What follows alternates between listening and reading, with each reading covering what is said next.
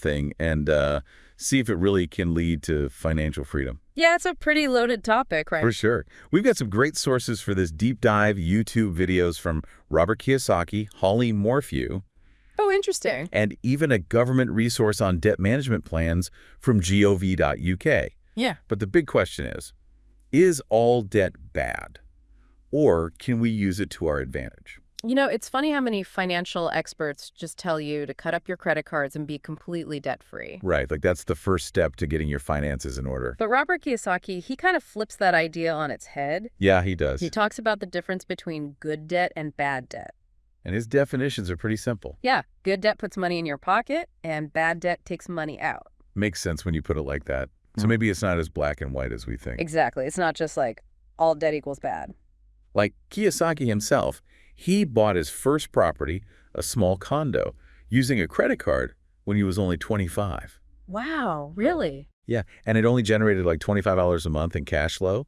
But that small win showed him the potential of what he calls good debt. So even a small amount can make a difference. Exactly. And fast forward to today, he's got a real estate portfolio of like 6,500 properties. So clearly something's working there. That's incredible. You know, it's interesting because when you're starting out and maybe feeling overwhelmed by debt, it can be hard to see how it can be a tool for building wealth. But it sounds like mindset plays a big role. Oh, totally. And financial coach Holly Morphew really emphasizes that. Oh, she's great. Yeah, she believes that building wealth is like 80% mindset and only 20% strategy. Yeah. What do you think about that? I think she's spot on. Our beliefs and our attitude towards money have a huge impact on our financial outcomes. We can get so caught up in the technical stuff, budgeting, investing, that we forget about the mental and emotional side of things. Absolutely. Our relationship with money is so important. And Morphew's own story is a great example of that. Oh, yeah. Tell me about it. She talks about having $67,000 in credit card debt early in her career. Oof. That's a lot. I know, right? And, she was working hard and seemed successful on the surface. But then there was this one moment. What happened? Her boss threatened to fire her if she didn't come to work during a snowstorm. Wow. And that's when it hit her that she wasn't actually free. She was trapped by her job, even though she looked successful. I think a lot of people can relate to that feeling, that sense of being stuck, even when you're making good money. Yeah, definitely. Like you're just going through the motions. So how did Morphew turn things around? Well, one of the tools she talks about is something called your impact number. It's basically just a 30-day snapshot of your finances. Money in, money out, and what's left over. That sounds pretty simple. It is. But she believes that getting that clear picture is like the first step to making real change. Yeah, you can't change what you don't acknowledge, right? So true. So more if you focus on her mindset, made intentional choices, Yeah. and now she has 11 streams of income. Wait, 11? You heard that right, 11 streams of income. Yeah. That's amazing. Like, what kind of things is she doing? Well, she's got real estate, affiliate marketing. Yeah. She even mentioned something about mineral rights. Mineral rights. Yeah. It just shows you there are so many different ways to generate income. We don't have to be limited to that traditional 9-to-5 grind. It definitely challenges the way we think about work and income. So we've got Kiyosaki using debt to buy assets, Morphew diversifying her income. Now let's look at a more structured approach, like debt management plans. These are outlined in the gov.uk resource we have. What are they all about? Well, they offer a more formal framework for people struggling with debt. Basically, you work with a company to create a repayment plan that your creditors agree to. So is it a way to get back on track when you're feeling overwhelmed? Exactly. It's not a quick fix, but it can be a helpful tool. Now, Kiyosaki talks about one type of debt that's a big concern for a lot of people, student loan debt. Yeah, especially for younger generations who are facing those rising tuition costs. And he actually called it bad debt. Huh, what's that? Because student loans are really hard to discharge, even in bankruptcy. Oh, wow. So they can really stick with you. Yeah, and they can hold you back from investing in other things, like assets that could generate income or even starting a business. Kiyosaki's advice is to be absolutely sure you'll graduate and have a clear idea of how that degree will help you make money before taking on a ton of student loan debt.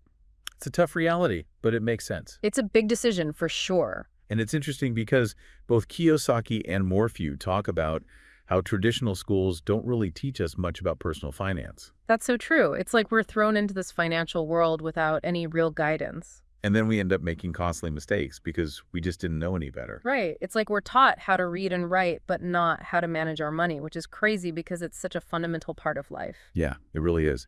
And that's what makes Kiyosaki creating the cash flow board game so cool. It's a fun way to learn about personal finance. Absolutely. It fills that gap in our education.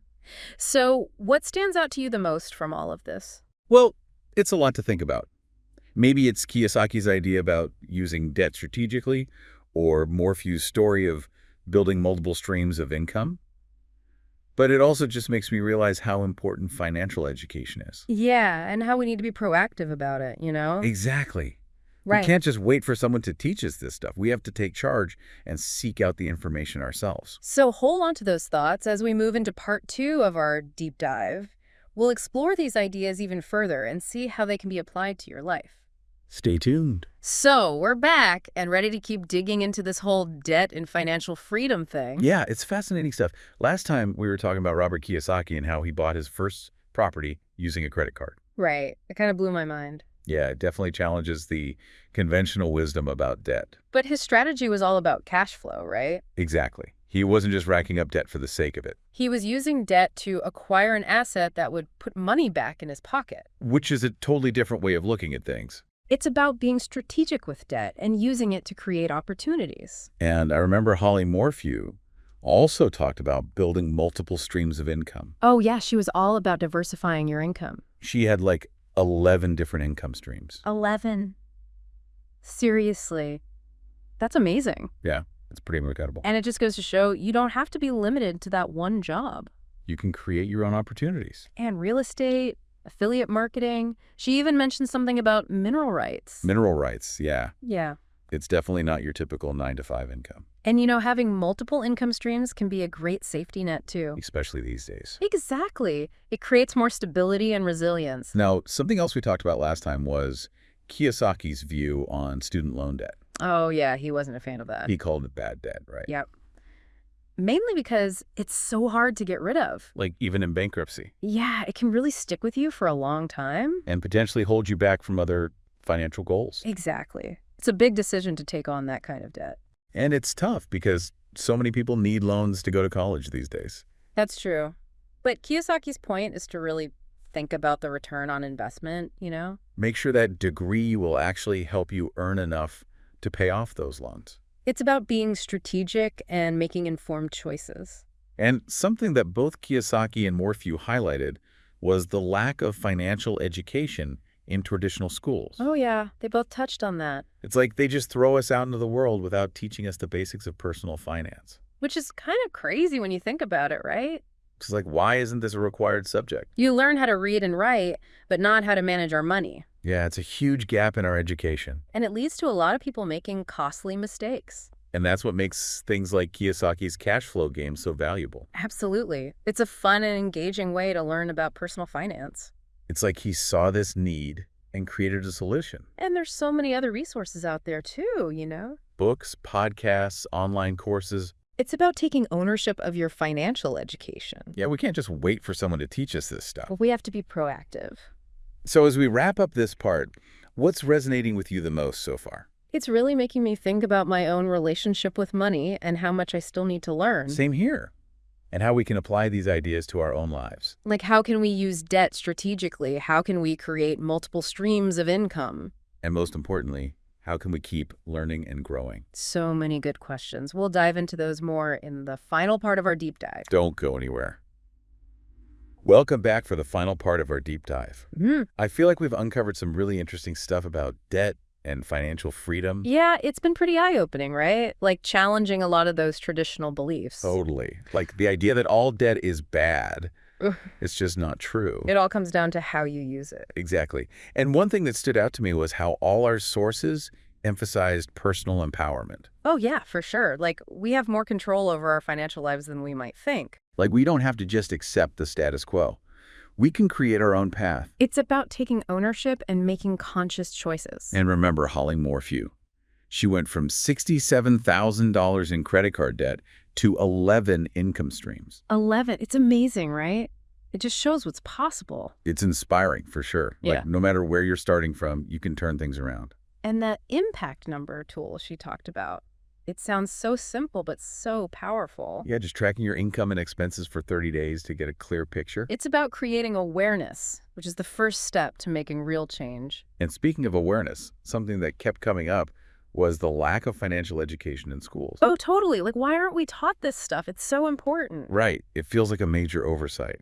We're thrown into the real world without the basic knowledge to manage our finances. It's no wonder so many people struggle with debt and money problems. It's like we're set up to fail almost. It's crazy. Like, why isn't personal finance a required subject? Exactly.